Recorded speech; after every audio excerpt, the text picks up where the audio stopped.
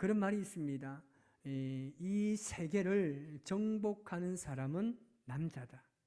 그러나 그 남자를 정복하는 것은 여자다.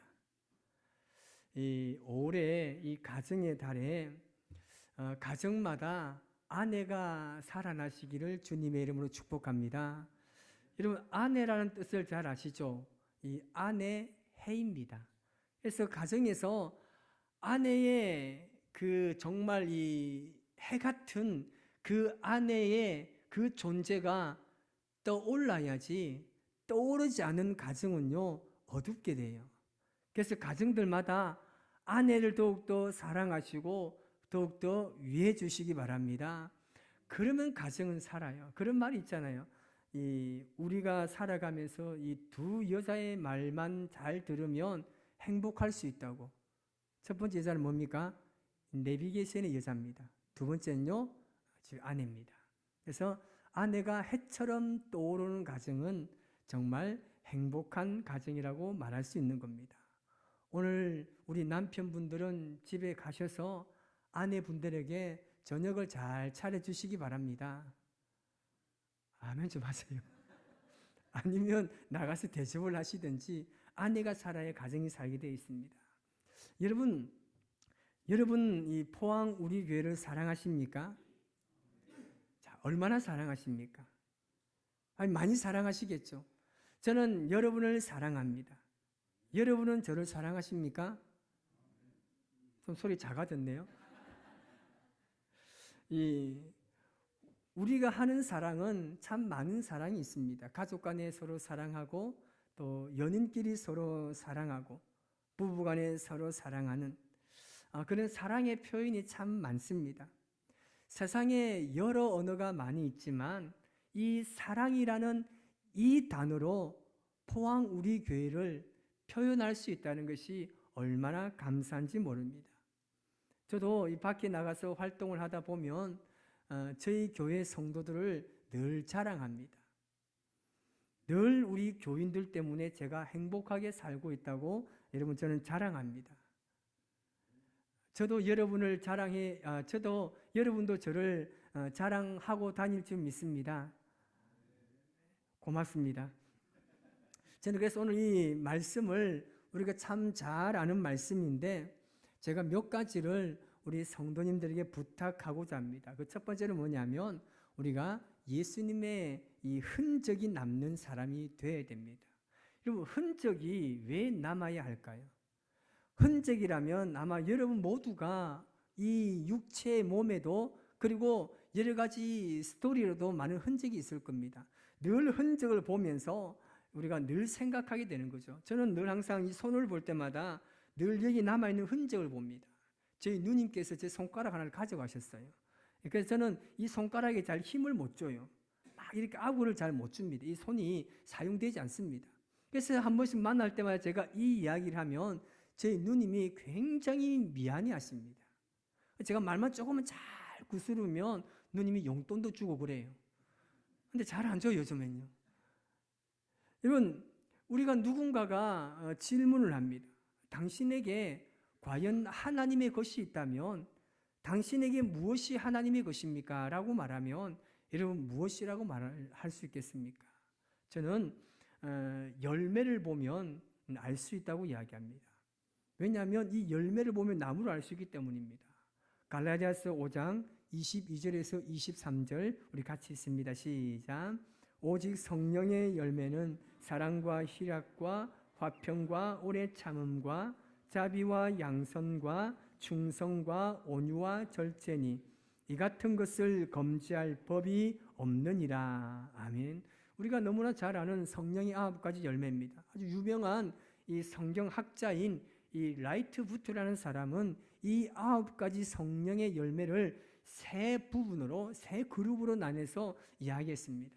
그 첫 번째가 뭐냐면 그리스도인의 마음 상태로 이야기하면서 사랑과 희락과 화평을 이야기합니다. 마음 상태가 이렇다는 겁니다. 여기서 사랑은 뭡니까? 주님께서 보여주신 자기 희생적인 사랑을 말합니다. 희락은 하나님께서 주시는 기쁨이 너무나 감사하고 충만해서 어떤 환경과 여건을 뛰어넘을 수 있는 화평을 이야기합니다. 그 희락을 이야기합니다. 화평은 어떤 상황에도 동요되지 않고 평안함을 유지하는 것으로 화평을 이야기합니다. 이런 마음을 가지고 있을 때 우리는 어디서든지 떳떳하게 나는 하나님의 자녀입니다. 나는 그리스도인입니다. 라고 이야기할 수 있습니다. 이 사랑과 희락과 화평이 있는 사람의 마음 상태는 늘 주님과 이 화평을 누리는 사람입니다. 두 번째는요, 그리스도인의 대인 관계를 말하는 오래 참음, 자비, 양선을 말합니다. 대인 관계 이야기합니다. 그리스도인들에게 이 대인 관계에 이러한 덕성이 있을 때 사회에서 이 그리스도인들은 여러 사람과의 이 대인 관계를 성공할 수 있다는 것이죠. 여기서 말하는 오래 참음은 뭐냐면 모든 사람에 대해서 오래 참을 수 있는 능력을 오래 참음이라고 이야기합니다. 자비는 이 다른 사람의 잘못이나 약점을 그대로 갚지 않고 덮어주고 불쌍히 여기는 마음을 바로 자비의 마음이라고 이야기합니다. 양선은 뭐냐면 부드러움과 강인함의 조화를 말합니다. 부드러운 사람에게 강하게, 강한 사람에게 약하게 나가는 사람은 양선의 마음이 아닌 것이죠. 그래서 우리가 부드러울 때는 부드럽게, 강할 때는 강하게, 때로는 양보할 때도 우리가 이 포기할 줄 아는 그러한 삶을 살면 우리가 어디 가서든지 대인 관계를 성공적으로 할 수 있다는 것입니다. 세 번째는 뭐냐면 그리스도인의 행동 원리입니다. 그리스도인의 행동이 어떻게 된다고요? 충성되게, 그리고 온유하고 절제를 말하는 것입니다. 여기서 충성은 무엇입니까? 신실하게 최선을 다하는 것을 말합니다. 자기가 어떤 할 수 있는 부분만이 아닙니다. 자기가 할 수 없다 할지라도 주의 일이라면 충성스럽게 감당하는 것을 충성이라고 이야기합니다.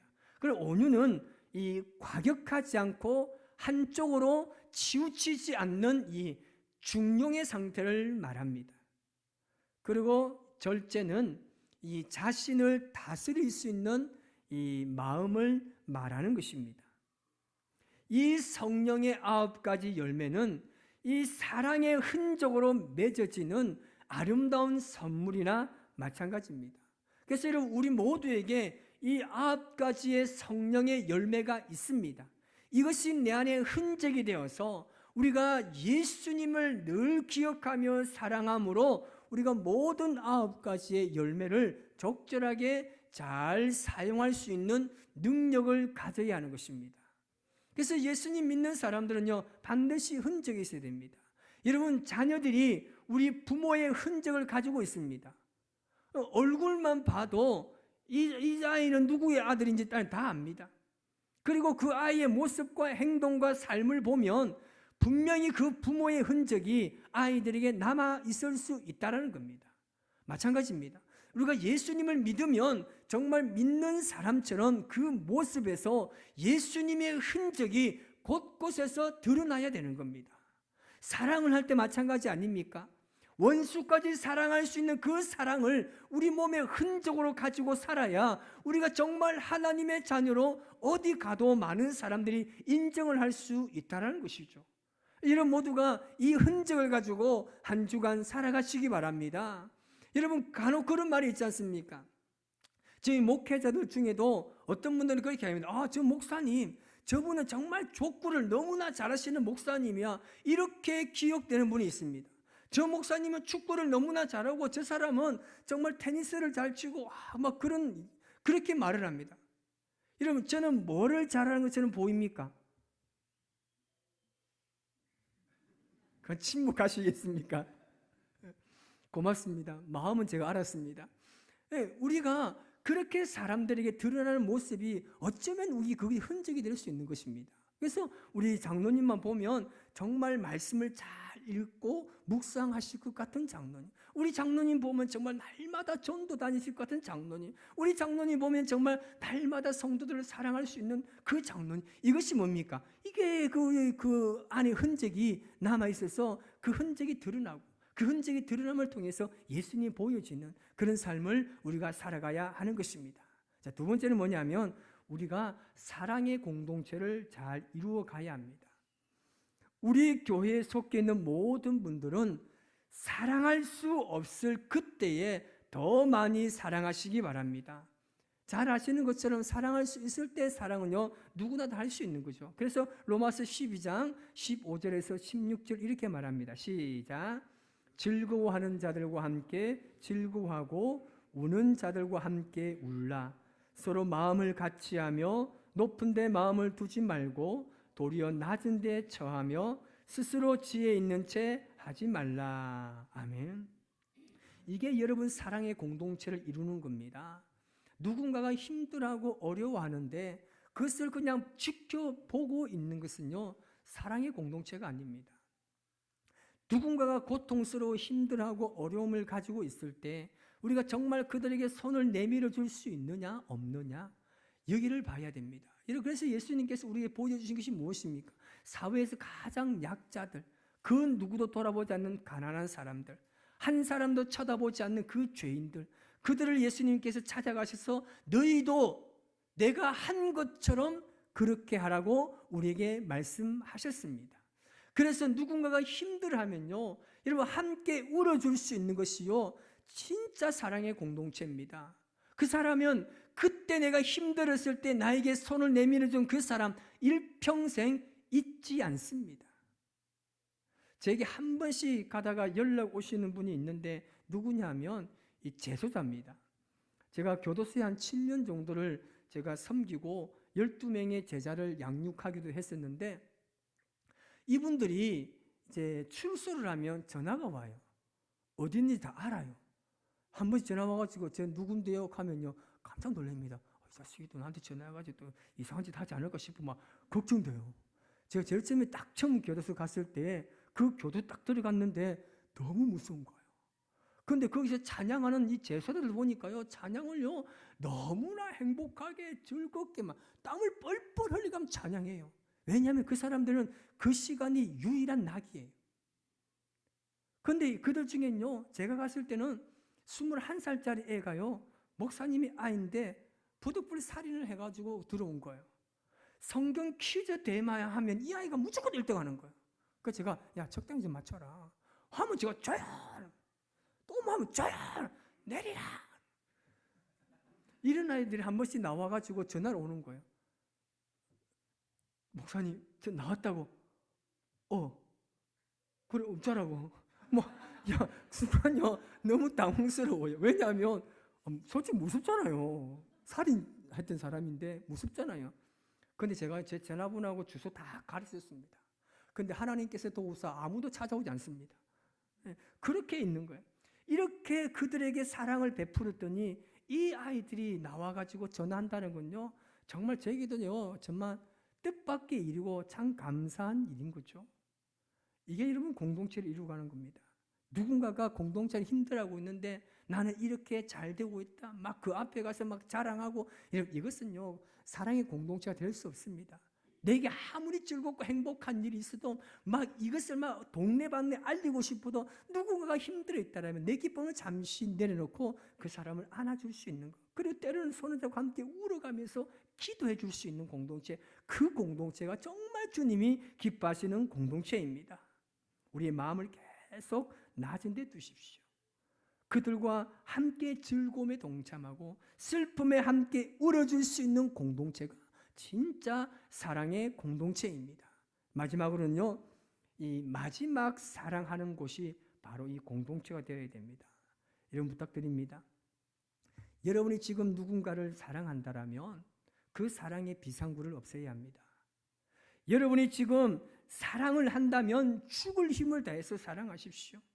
지금 우리 여기 모이면 가족의 사랑도 있고 친구 간의 사랑도 있고 성도 간의 사랑도 있고 여러 사랑이 있습니다. 그런 모든 사랑을 예수님의 이 아가페 사랑처럼 비상구를 만들지 말고 끝까지 죽을 때까지 서로 사랑하시기를 주님의 이름으로 축복합니다. 그리고 명심하세요. 훗날에 부끄럽지 않게끔 사랑하십시오.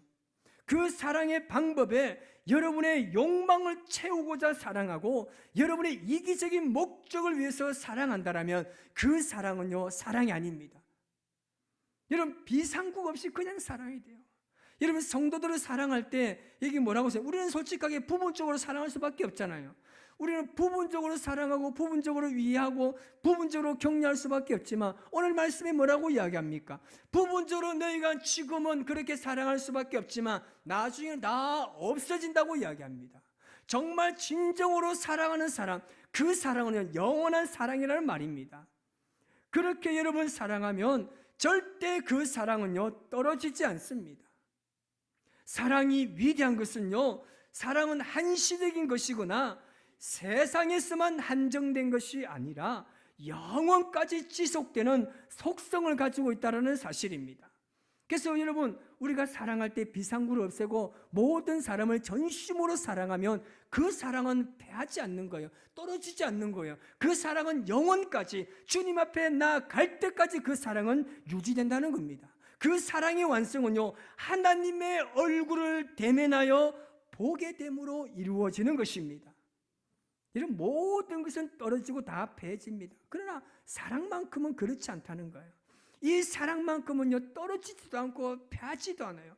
이 사랑은 주님의 속성이기 때문에 이 사랑을 간직한 모든 사람은 이 사랑으로 하늘나라에 가서 그 사랑으로 함께 주님을 찬양하고 그 사랑으로 모든 사람들을 품을 수 있는 것입니다.